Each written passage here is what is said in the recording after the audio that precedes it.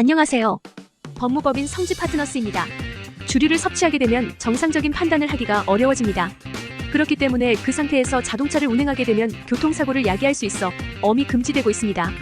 그럼에도 주치운전으로 사고를 내는 사건들이 잇따라 보도되고 있는데요. 음주운전 교통사고의 경우 주치운행과 그로 인하여 교통사고까지 발생시켰기에 경합된 가중처벌을 받을 수 있습니다. 도로교통법이 개정되면서 음주운행을 한 사람에게 강도 높은 형을 선고하고 있습니다. 위법이라 간주하고 있는 운전자의 혈중알코올 농도 수치는 0.03% 이상으로 규정하고 있으며 이 정도는 소주잔을 기준으로 한 번을 섭취하였을 때 해당할 수 있는 수준입니다.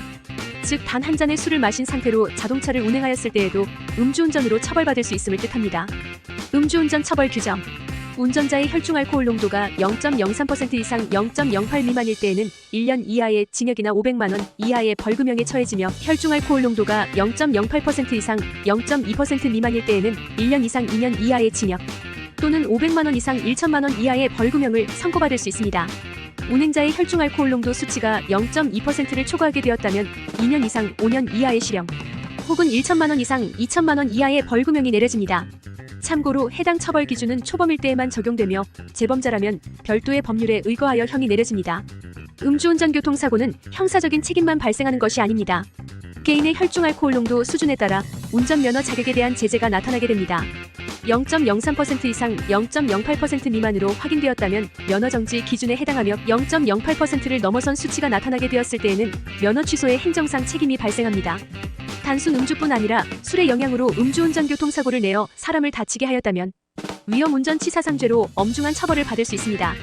특정범죄 가중처벌 등에 관한 법률을 살펴보면 음주나 약물의 영향을 받아 정상적으로 차량을 운행하는 것이 어려운 상태에서 자동차를 운전하여 사람을 상해한 사람은 1년 이상 15년 이하의 실형이나 1천만 원 이상 3천만 원 이하의 벌금, 사망에 이르게 하였을 때에는 3년 이상의 징역 또는 무기징역을 선고받을 수 있다 규율하고 있습니다. 덧붙여 사고의 정도에 따라 민사상의 책임배상이 발생할 수 있습니다. 처벌의 정도가 가볍지 않은 만큼 음주운전 교통사고로 감형된 형을 선고받기 위해서는 본인의 사례를 법률적인 측면에서 살펴보아야 합니다. 법원은 음주운전을 하게 된 경위와 실제 운전을 한 거리, 운전자의 혈중알코올 농도 수치, 반성 여부, 단속 경위, 재범 횟수 등을 고려하여 형을 선고하게 되므로 여러 가지 사정들을 종합적으로 고려해 본 후 본인의 상황에 알맞은 내용의 진술을 할 수 있어야 합니다. 그러므로 변호인의 도움을 통해 전략을 세우는 것이 매우 중요하다 말할 수 있겠습니다. 음주운전 교통사고로 피해자를 상해한 의뢰인 조력. 의뢰인은 40대 중반의 한 가장으로 회사에서 퇴근한 후 직장 동료들과 회식을 하며 술을 먹었고 대리기사를 호출하지 않은 채 직접 운전하였습니다. 당시 만취할 정도로 많은 양의 술을 마신 것은 아니었으나 본인의 부주의로 정상적으로 횡단보도를 건너고 있던 행인과 부딪히는 접촉사고를 발생시켰습니다. 음주운전 교통사고로 크게 놀란 의뢰인은 그 즉시 구급차를 불렀고 피해자의 회복을 위해 조치를 취했습니다. 출동한 구급대원은 의뢰인에게 술 냄새가 난다는 것을 인지하여 경찰에 신고하였으며 의뢰인은 이 일로 위험운전치사상 혐의를 받게 되어 법률적인 문제를 해결해 보고자 저희 법인을 찾아오게 되었습니다. 음주운전은 12대 중과실에 해당하는 사안이므로 보험 가입 여부와 상관없이 형사처벌 받을 수 있는 사안입니다. 법률 대리인은 빠르게 대처 방안을 마련하는 것이 급선무라 생각하여 의뢰인에게 도움이 될 수 있는 자료들을 살펴보았습니다. 사건 발생 당시 의뢰인이 섭취한 술의 양은 약 2잔이라는 점과 실제 음주 수치를 측정하였을 때 0.03%를 조금 넘는 수치가 확인된 점, 사고 후 피해자에게 적극적으로 구급 조치를 취했다는 점, 음주운행을 비롯하여 어떠한 형사처벌을 받은 전력을 보유하지 않은 점, 피해자와 합의를 한 점을 강조하였습니다.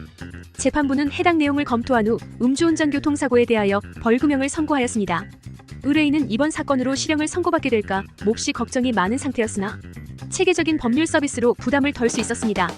동일한 죄명이라 하더라도 각자의 상황에 따라 대응법은 달라져야 하므로 세부적인 내용은 필히 법률인에게 검토 받아보는 것을 권합니다.